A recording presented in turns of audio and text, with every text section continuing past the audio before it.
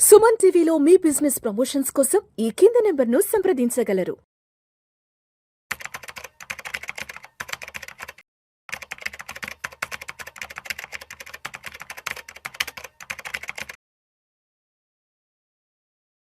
నమస్తే హర్ష. నమస్తే sir. Welcome to Vishnu talks. Thank you. So Harsha, ఒకసారి బంగారం వెండి ధరల గురించి మాట్లాడదాం. దీపావళి ముందు వరకు బంగారం వెండి ధరలు ఎంతలా అరాచకం సృష్టించాయో చూసాము. 24 క్యారెట్స్ 10 గ్రామ్స్ అయితే దీపావళికి ముందు దగ్గర దగ్గర 1,35,000 1,36,000 వరకు వెళ్ళిపోయినాయి. అండ్ సిల్వర్ విషయానికి వస్తే దీపావళి ముందు వరకు సిల్వర్ బార్స్ అయితే దగ్గర దగ్గర 2 లక్షల రూపాయలు అడ్వాన్స్లు ఇచ్చి క్యూ లైన్ లో నిలబడి మరీ కొన్నారు జనాలు. దీపావళి తెల్లవారుజాము నుంచి ఒక్కసారిగా సినిమా అంతా మారిపోయింది. దీపావళి తెల్లవారుజాము నుంచి బంగారం ఏమో ఆల్మోస్ట్ 10% డ్రాప్ అయి పడిపోయింది. అండ్ వెండి విషయానికి వస్తే 15 to 18% డ్రాప్ అయింది. అంటే దీపావళి ముందు వరకు వెండి అయితే 2 లక్షలు ఉన్నది, ఇవాళ 1,45,000 1,50,000 వరకు వచ్చేసింది. కాబట్టి ఎందుకంటారు దీపావళికి ముందు అంత పెద్ద విపరీతమైన అరాచకమైన ర్యాలీ వచ్చిందంటారు? అండ్ దీపావళి తర్వాత ఎందుకు ఒక్కసారిగా బంగారం వెండి ధరలు చల్లబడ్డాయి? Correct sir. మీరు ఇప్పుడు చూస్తే దీపావళికి ముందు 1.5-2 months వరకు గోల్డ్ సిల్వర్ అంతా మీకు ఒక 25-30% 2 months లోనే వచ్చాయి. మెయిన్ రీజన్ ఒక 1 to 2 years long time frame తీసుకుంటే ఫండమెంటల్ అన్నిటికంటే మోస్ట్ ఇంపార్టెంట్ రీజన్ మనకి అనిపించే సెంట్రల్ బ్యాంక్ బయింగ్. వాళ్ళు కొన్ని లక్షల కోట్లతో కొంటున్నారు కాబట్టి అది గోల్డ్ ని చాలా సిల్వర్ ని బాగా పెంచుతున్నాయి. లాస్ట్ ఆ 2 months గోల్డ్ కి మన దివాళీకి రాక ముందు 2 months ఎందుకు గోల్డ్ అంత పెరిగింది అనేది చూస్తే మీరు ఫస్ట్ అర్థం చేసుకోవాల్సిన రీజన్ వచ్చి అమెరికా వాళ్ళ ఇంట్రెస్ట్ రేట్లు. అసలు అమెరికా వాళ్ళ ఇంట్రెస్ట్ రేట్లకి గోల్డ్ ప్రైసెస్ కి ఏంటి సంబంధం? ఎందుకు వాళ్ళ ఇంట్రెస్ట్ రేట్స్ ప్రకారం గోల్డ్ పెరగాలి అంటే ఒక సింపుల్ కాన్సెప్ట్ అర్థం చేసుకుని బేసికల్గా ఇన్ఫ్లేషన్ అంటే ఏంటి? ఇన్ఫ్లేషన్ చాలా సింపుల్గా అర్థం చేసుకోవాలంటే ఈ రోజు నేను కొన్ని వస్తువులు కొనాలంటే దానికి ఖర్చు ఒక 100 రూపాయలు అయితే సంవత్సరం తర్వాత, ఈ రోజు నుంచి కరెక్ట్గా సంవత్సరం తర్వాత అదే వస్తువులు కొనాలంటే నాకు దాని ఖర్చు 105 రూపాయలు అయింది అనుకోండి. అంటే అప్పుడు నా ఇన్ఫ్లేషన్ ఒక 5% పెరిగింది. సో ఇది మీకు నచ్చకపోయినా ఇన్ఫ్లేషన్ అనేది ప్రపంచంలో ఇప్పటివరకు ప్రతి సంవత్సరం వస్తూ వచ్చింది, అలాగే ఫ్యూచర్లో కూడా ఎప్పటికీ ఉంటుంది. ఎందుకంటే గ్రోత్ ఉన్నంత వరకు ఇన్ఫ్లేషన్ అనేది కంపల్సరీ. సో ప్రతి సంవత్సరం మీరు కొనాలనుకునే సేమ్ వస్తువులు ధర అట్లీస్ట్ ఒక 5 to 6% పెరుగుతూ వెళ్తుంది. ఒకటేసారి పెరగకపోవచ్చు. ఇప్పుడు ఫర్ ఎగ్జాంపుల్ ఒక ఫ్లాట్ రెంట్ ఉందనుకోండి, ఒక 2 years లో 10%, 2 years సేమ్ రెంట్ కట్టినా 2 years తర్వాత 10% పెరగచ్చు. బట్ యావరేజ్ గా చూసుకుంటే 5% 5 to 6% ఎప్పటికీ ఇన్ఫ్లేషన్ ఉంటుంది. సో అది ఆ 5% నేను ట్యాకిల్ చేయాలంటే మనకుండే ఆప్షన్స్ ఏంటి? నా దగ్గర ఈ రోజు ఉన్న 100 రూపాయలు నేను తీసుకెళ్ళి ఎక్కడైనా ఇన్వెస్ట్ చేయాలి. ఇన్వెస్ట్ చేయడానికి నాకు ఏమేమి ఉంటాయి? ఒకటి వచ్చి బ్యాంక్ అకౌంట్ లో పెడితే 3% 4% ఇస్తాడు. ఇన్ఫ్లేషన్ 5% అంటే నాకు ఆల్రెడీ నాకు 1% 2% నష్టపోతున్నా. రెండవది వచ్చి ఫిక్స్డ్ డిపాజిట్స్ ఉంటాయి. ఫిక్స్డ్ డిపాజిట్స్ కూడా 5.5-6% అంటే ఆల్మోస్ట్ ఇన్ఫ్లేషన్ లెవెల్ ఉంటుంది. మూడోది వచ్చి గోల్డ్ వచ్చి ఇన్ఫ్లేషన్ కంటే స్లైట్లీ ఒక 1 to 2% ఎక్స్ట్రా ఉంటుంది. ఆల్మోస్ట్ ఇన్ఫ్లేషన్ కే ఉంటుంది. మాక్సిమం చూస్తే ఒక 1 to 2% ఎక్స్ట్రానే ఉంటుంది. దానికి మించి ఇంకొంచెం ముందుకెళ్తే రియల్ ఎస్టేట్, అన్నిటికంటే హైయెస్ట్ గా స్టాక్ మార్కెట్ లో డబ్బులు వస్తాయి. కాకపోతే స్టాక్ మార్కెట్ బాగా నాలెడ్జ్ దేంట్లో పెట్టాలి, అందరికి నార్మల్ జనాలకి ఎక్కడ ఇన్వెస్ట్ చేసుకోవాలంటే అది గోల్డ్ ఈజీ ఆప్షన్. లేదా ఎఫ్డీలో పెడతారు, లేదా రియల్ ఎస్టేట్ లో పెడతారు. ఇప్పుడు అమెరికా వాళ్ళ సెప్టెంబర్లో మన ఇంట్రెస్ట్ రేట్లు తగ్గిస్తున్నాం అని అనౌన్స్ చేశారు. అంటే అర్థం ఏంటి? అమెరికా వాళ్ళు ఫెడ్ రేట్స్ తగ్గిస్తున్నారు. ఎప్పుడైతే వాళ్ళు ఇంట్రెస్ట్ రేట్స్ తగ్గిస్తారో ఏమవుతుంది? మీ బ్యాంక్ ఫిక్స్డ్ డిపాజిట్స్ కానీ, మీ నార్మల్ సేవింగ్స్ అకౌంట్ ఇంట్రెస్ట్ రేట్లు కానీ ఇవన్నీ తగ్గిపోతాయి. అవన్నీ తగ్గిపోయి అంటే ఒక 7% దగ్గర ఉండింది అనుకోండి, అమెరికా వాళ్ళు మేము 1% తగ్గిస్తున్నాం అని అన్నారు అనుకోండి. ఇన్ఫ్లేషన్ మీకు ఆల్రెడీ 6% ఉంటే ముందు అందరూ నాకు 7% అక్కడ బ్యాంక్ లో పెడితే వస్తుంది కదా, ఇన్ఫ్లేషన్ 6% కదా, ఒక 1% ఎక్స్ట్రానే వస్తుంది కదా అని ఆ బ్యాంకుల్లో పెడతారు. కానీ ఎప్పుడైతే అమెరికా వాళ్ళు ఇంట్రెస్ట్ రేట్లు కట్ చేస్తున్నాం అని అంటే అప్పుడు ఏమవుతుంది? వాళ్ళు బ్యాంక్ లో పెట్టినా 6% వస్తుంది, ఇన్ఫ్లేషన్ 6% వస్తుంది. అలాంటప్పుడు వాళ్ళు ఇది నాకు బ్యాంక్ లో పెట్టడం వేస్ట్ అని చెప్పి ఆ డబ్బులంతా తీసుకెళ్లి గోల్డ్ లో పెడతారు. రైట్? సో ఎప్పుడైనా సరే అమెరికా ఇంట్రెస్ట్ రేట్లు తగ్గిస్తే దానివల్ల మార్కెట్లో ఎవరైతే జనాలు డబ్బులు ఇన్వెస్ట్ చేస్తారో వాళ్ళకి ఇన్వెస్ట్ చేయడానికి ఆప్షన్స్ తగ్గిపోతాయి కనుక సేఫెస్ట్ బెట్ వాళ్ళు చూసేది గోల్డ్. అందువల్ల మీరు త్రూఅవుట్ హిస్టరీ చూసుకుంటే any time US interest rates తగ్గించినప్పుడల్లా గోల్డ్ ప్రైజెస్ పెరుగుతాయి. ఎందుకంటే గోల్డ్ డిమాండ్ పెరిగిపోతుంది. ఎందుకు గోల్డ్ డిమాండ్ పెరుగుతుందంటే అది కనీసం ఇన్ఫ్లేషన్ కంటే కొంచెం ఎక్కువ రిటర్న్స్ వస్తుంది. అందుకే గోల్డ్ని మనం ఇన్ఫ్లేషన్ హెడ్జ్గా కూడా అంటాం, ఇన్ఫ్లేషన్ హెడ్జ్ యాసెట్ అని. సో ఎప్పుడైనా సరే ఇన్ఫ్లేషన్ని ట్యాకిల్ చేయాలంటే మిగతా ఆప్షన్స్ ఏది లేనప్పుడు gold is your final destination. సెప్టెంబర్లో మనకి ఫస్ట్ టైం అమెరికా ఇప్పటి నుంచి నేను ఇంట్రెస్ట్ రేట్లు కట్ చేస్తాను అని అనౌన్స్ చేశారు. అది అనౌన్స్ చేయడం వల్ల గోల్డ్ ప్రైస్లు పెరగడం మొదలుపెట్టాయి. అందుకే మీరు ఆ 1 to 2 months చూసారంటే 25-30% ర్యాలీ.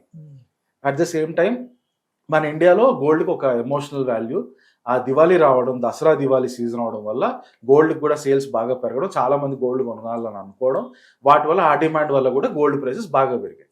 ఒక్కసారిగా దివాళీ అయిపోయిన వెంటనే ఫస్ట్ ఆఫ్ ఆల్ ఆ డిమాండ్ మొత్తం ఎవాపరేట్ అయ్యింది, ఓవర్ నైట్ మాయమైంది, అందరు చల్లబడిపోయారు, గోల్డ్ కూడా చల్లబడిపోయింది. ఎగ్జాక్ట్లీ. దానివల్ల ఫస్ట్ గోల్డ్ కి పెద్ద హిట్ స్టార్ట్ అవుతుంది. నెక్స్ట్ డేనే మీరు చూస్తే మంచి కరెక్షన్ వచ్చేస్తుంది, 5%-6% తగ్గిపోతుంది. అట్ ద సేమ్ టైం నిన్న మొన్న యుఎస్ ఫెడ్ వాళ్ళు ఇప్పుడైతే ఇంట్రెస్ట్ రేట్లు తగ్గిస్తున్నాం, ఒక 25 basis points 4% 3.75% తీసుకొస్తున్నాం, కానీ డిసెంబర్లో ఖచ్చితంగా తగ్గిస్తాం అనేది మాత్రం మేము చెప్పట్లేదు అని అన్నారు. అది గోల్డ్ ప్రైజెస్ కి నెగటివ్ న్యూస్. ఎందుకంటే వీళ్ళు ఇంట్రెస్ట్ రేట్లు ఎప్పుడైతే తగ్గిస్తారో అప్పుడే వీళ్ళు తగ్గిన ఇంట్రెస్ట్ రేట్లు ఇన్ఫ్లేషన్ కవర్ చేయదు కాబట్టి జనాలు గోల్డ్ లో కొనాలని చూస్తారు. కానీ మేము ఇంట్రెస్ట్ రేట్లు తగ్గించము అని చెప్పేసరికి అప్పుడు వీళ్ళకి మామూలు పీపుల్ కి గోల్డ్ మీద ఇంట్రెస్ట్ కూడా తగ్గిపోతుంది. కనుక గోల్డ్ రేసెస్ దాని ప్రకారం కూడా కొంత కూల్ ఆఫ్ కనిపిస్తుంది. సో మేజర్ ఫ్యాక్టర్ ఈ లాస్ట్ 2-3 months లో గోల్డ్ ర్యాపిడ్ గా పెరగడం, ర్యాపిడ్ గా తగ్గడం. ఒకటి వచ్చి యుఎస్ ఫెడ్ రేట్స్ ఫస్ట్ లో తగ్గిస్తాము కంటిన్యూస్ గా అని చెప్పడం, తర్వాత నిన్న వచ్చి 25 basis points తగ్గించినప్పటికీ డిసెంబర్ లో మళ్ళీ తగ్గుతుందని గ్యారంటీ అయితే ఇవ్వలేమని చెప్పడం, అదొకటి. At the same time Diwali వల్ల డిమాండ్ బాగా పెరగడం మన దగ్గర.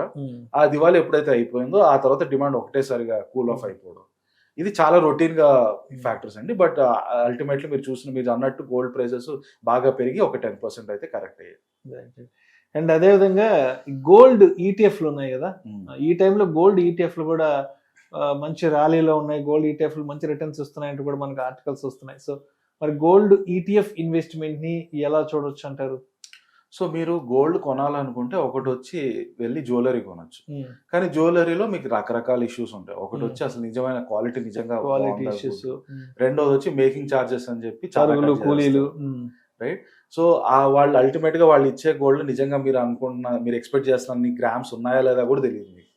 సో ఇవన్నీ ఉండేసరికి జ్యువెలరీ ఎప్పుడైనా సరే మీరు అవసరం అయితే తప్పితే అన్ని సమయాల్లోనూ గోల్డ్ లో ఇన్వెస్ట్ చేయాలంటే జ్యువెలరీ కొనాల్సిన అవసరం లేదు. అల్టిమేట్ గా మీరు ఏదో ఫంక్షన్లకి పెళ్లిళ్ళకి వాటికి జ్యువెలరీ కొనాల్సింది తప్పితే మిగతా టైంలో మీరు ఇంక వేరే ఆప్షన్స్ ఏముంటుంది, వెళ్ళి గోల్డ్ బార్ కొనొచ్చు, గోల్డ్ కాయిన్ కొనొచ్చు. గోల్డ్ కాయిన్స్ గోల్డ్ బార్స్ కొంటే దానివల్ల ఇష్యూ వచ్చి ఏంటంటే మీరు అది మళ్ళీ తీసుకెళ్లి మార్కెట్లో అమ్మాలి. మీరు వెళ్ళి నేను మార్కెట్లో నేను గోల్డ్ బార్ నేను అమ్ముతున్నాను కొనుక్కోండి అంటే మీకు ఇమీడియట్ గా కొనడానికి ఎవరు దొరకపోవచ్చు. సో ఆ లిక్విడిటీ ఇష్యూ వస్తుంది. కొనడం మీరు ఈజీగా కొనేయచ్చు, మళ్ళీ అమ్మడానికి మీరు అమ్మినప్పుడు కొనేవాళ్ళు కూడా రెడీగా ఉండాలి, ఆ ఇష్యూ ఉంటుంది. ఇలాంటి ఒకటి వచ్చి క్వాలిటీ ఇష్యూస్, రెండోది వచ్చి లిక్విడిటీ ఇష్యూస్, ఇలాంటి ప్లస్ మేకింగ్ ఛార్జెస్ అని చెప్పి వాళ్ళు ఛార్జ్ చేసే ఎక్స్ట్రాలు, దాని మీద మళ్ళీ జిఎస్టీలు, ఈ ఎక్స్ట్రా ఛార్జెస్ ఎక్స్ట్రా కష్టాలు పోవాలంటే మీకున్న బెస్ట్ ఆప్షన్ వచ్చి ఈటీఎఫ్స్. ఈటీఎఫ్స్ అంటే చాలా simple, exchange traded fund. Simple గా స్టాక్ మార్కెట్ లో గోల్డ్ ఈటీఎఫ్ అంటే ఫర్ ఎగ్జాంపుల్ నిప్పాన్ వాళ్ళు చూస్తే మీరు గోల్డ్ పీస్ అని ఉంటుంది, జీరోదా వాళ్ళు చూస్తే గోల్డ్ కేస్ అని ఉంటుంది. ఇది నథింగ్ బట్ ఆ కంపెనీ వాళ్ళు కొని పెట్టుకుంటారు గోల్డ్ అంతా. మనకి ఒకవేళ మనం ఇండివిజువల్ ఇన్వెస్టర్స్ మనం గోల్డ్ కొంటే మనకి ఇంకో పెద్ద ప్రాబ్లం వచ్చి అది మన జాగ్రత్త కాపాడుకోవాలి, ఎప్పుడు వచ్చి ఎవరు కొట్టేస్తారో తెలియదు, ఫిజికల్ భయం. ఎగ్జాక్ట్లీ. సో అది వీళ్ళు gold piece, gold silver, gold case వాళ్ళు చూసుకుంటారు. పెద్ద పెద్ద కార్పొరేట్స్ కాబట్టి వాళ్ళు పెద్ద పెద్ద అతికే ప్రూఫ్ రూమ్స్ అలాంటివి కట్టించి వాటిలో గోల్డ్ కొని పెట్టుకుంటారు, చాలా సేఫ్ గా వాళ్ళు కాపాడుకుంటారు. మనకి అలా ప్రెజర్ అంతా పోతుంది. మనకి సింపుల్ గా ఒక బటన్ నొక్కితే గోల్డ్ కొనొచ్చు, మళ్ళీ ఇంకో బటన్ నొక్కితే గోల్డ్ అమ్మేయచ్చు. అట్ ద సేమ్ టైం మీరు ఒక గోల్డ్ కాయిన్ కొనాలి, 10 grams గోల్డ్ కాయిన్ కొనాలంటే 1,30,000 అంత పెట్టాలి.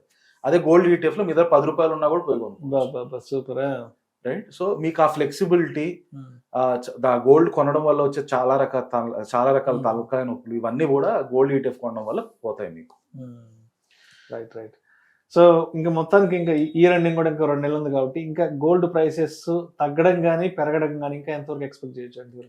సో ఇప్పుడు రాబోయే కాలంలో గోల్డ్ కున్న మేజర్ ఫ్యాక్టర్స్ ఏంటి ప్రైస్ మూవ్మెంట్ కి అనేది మనం చూస్తే, ఫస్ట్ ఆబ్వియస్ గా సెంట్రల్ బ్యాంక్స్, ప్రపంచంలో సెంట్రల్ బ్యాంక్స్ గోల్డ్ కొంటున్నాము, మేము గోల్డ్ ఇక్కడి నుంచి కొనడం ఇంకా తగ్గిస్తాము ఇప్పటివరకు కొన్నాం, బాగా కొన్నాం, కానీ ఇక్కడ నుంచి కొంచెం తగ్గిస్తామని కాస్త అనౌన్స్మెంట్ అన్న ఇస్తే, అలాంటి ఏమైనా అనౌన్స్మెంట్ వస్తే ఫస్ట్ మేజర్ కూల్ ఆఫ్ ఉంటుంది. సెకండ్ వచ్చి యుఎస్ ఫెడ్ రేట్స్ డిసెంబర్కి మేము గ్యారంటీ ఇవ్వాలని తగ్గిస్తాము లేదా పెంచుతాము అని చెప్పారు. ఒకవేళ వాళ్ళు రేపు వచ్చి డిసెంబర్లో కనుక తగ్గించేశారు అనుకోండి, అప్పుడు మళ్ళీ సడన్గా గోల్డ్లో మీకు ప్రైస్ పైకి పెరుగుతుంది. కానీ ఒకవేళ మేము తగ్గించకుండా అలాగే ఉంచుతున్నాం అని అన్నారు అనుకోండి, డెఫినెట్గా గోల్డ్ మళ్ళీ అంత ఫాస్ట్గా పెరగడానికి అంత స్కోప్ అక్కడ లేదు. కానీ ఇవి రొటీన్ ఫ్యాక్టర్స్. ఇది కాకుండా ఇంకొన్ని స్పెషల్ ఫ్యాక్టర్స్ ఉన్నాయి. అది వచ్చి నంబర్ 1 వచ్చి అమెరికాలో ఉన్న డెట్ ప్రాబ్లం. ఈరోజు అమెరికా $37 to $38 trillion అప్పుల మీద కూర్చొని. అంత పెద్ద అప్పు మీద కూర్చున్నప్పుడు మీరు దాన్ని రెగ్యులర్గా వడ్డీలు కూడా కట్టాలి. ఇప్పుడు ఏమవుతుంది, మీరు అంత పెద్ద అప్పుకి వడ్డీలు కడుతూ ఉంటే మీ గవర్నమెంట్కి వచ్చే ఆదాయంలో మ్యాక్సిమం డబ్బులు వడ్డీ కట్టడానికి వెళ్ళిపోతుంది. దానివల్ల మీకు మిగతా సోషల్ సెక్టర్, హెల్త్ కేర్ వీటన్నిటి మీద ఖర్చు పెట్టడానికి ఉండదు. ఇది కనుక ఒక లెవెల్కి వచ్చాక సంక్షోభంగా తయారవుతుంది. ఫర్ ఎగ్జాంపుల్ మన ఇండియాలో ఉన్నాం, మనం పిఎం కిసాన్ అని స్కీమ్ ఇస్తున్నాం. ఫార్మర్స్ అందరికీ ప్రతి 3 నెలలకి, 2 నెలలకి, 6 నెలలకి ఒకసారి డబ్బులు పంచుతున్నాం. సడన్ గా ఆపేస్తున్నాం ఎందుకంటే మాకు అప్పులు కట్టుకోవాలి, మీకు పంచడానికి డబ్బులు లేదన్నారు అనుకోండి, ఫార్మర్స్ అంతా సంక్షోభంలోకి వచ్చేస్తారు. ఫార్మింగ్ సిస్టమ్ మొత్తం ప్రాబ్లంలోకి వచ్చేస్తుంది. అలా అమెరికాలో కూడా వాళ్ళ ఎకానమీ ఒక ప్రాబ్లంలోకి వచ్చేస్తుంది. ఎప్పుడైతే వాళ్ళ వడ్డీలు పెరుగుతూ వెళ్తారో, అప్పు పెరిగితే దానికి ఈక్వలెంట్ గా వడ్డీ కూడా పెరుగుతుంది. వడ్డీలు ఇలా పెరుగుతూ వెళ్ళాయంటే వాళ్ళకి మిగతా వాటి మీద ఖర్చు పెట్టడానికి డబ్బులు తగ్గిపోతాయి. అలా ఖర్చు పెట్టడానికి డబ్బులు తగ్గిపోయినప్పుడు మొత్తం ఎకానమీ, సొసైటీ సంక్షోభంలోకి వచ్చేస్తుంది. అలాంటి టైంలో ఇంక మీకు మిగిలిన లాస్ట్ ఆప్షన్ ఏంటి, ఫెడ్ దగ్గరికి వెళ్ళి, అంటే మన రిజర్వ్ బ్యాంక్ లాంటి దగ్గరికి వెళ్ళి డబ్బులు ప్రింట్ చేయడం.